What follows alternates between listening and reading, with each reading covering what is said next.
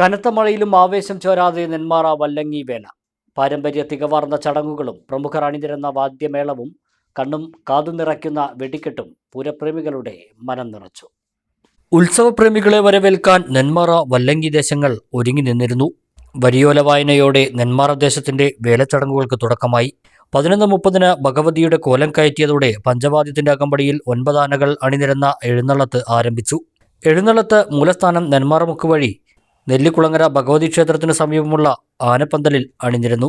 തുടർന്ന് പാണ്ടിമേളത്തോടെ കാവുകയറ്റവും. ഇടയ്ക്ക് പെയ്ത മഴ എഴുന്നള്ളത്ത് വൈകിച്ചെങ്കിലും ആവേശം ചോർന്നില്ല. വല്ലങ്ങി ദേശത്ത് പ്രത്യക്ഷ ഗണപതി ഹോമവും തിടമ്പ് പൂജയോടെയും വേലച്ചടങ്ങുകൾ തുടങ്ങി.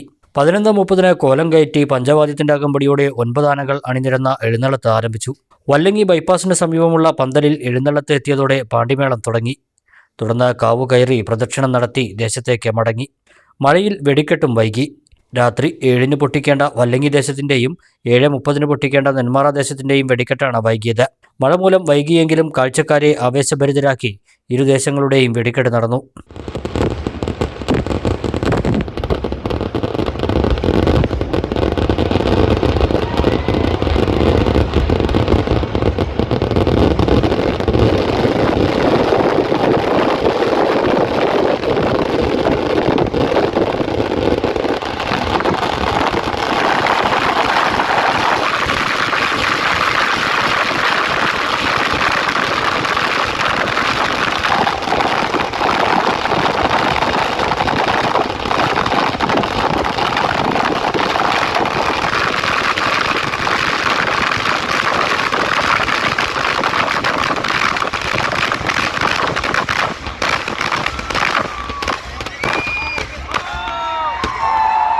രാത്രി ഇരുദേശത്തും തായമ്പകയ്ക്ക് ശേഷം അർദ്ധരാത്രിയോടെ എഴുന്നള്ളത്തുകൾ നടന്നു. വെള്ളിയാഴ്ച പുലർച്ചെ വല്ലങ്ങി ദേശത്തിന്റെയും 4 മണിക്ക് നെന്മാറ ദേശത്തിന്റെയും 2ാം വെടിക്കെട്ട് നടന്നു.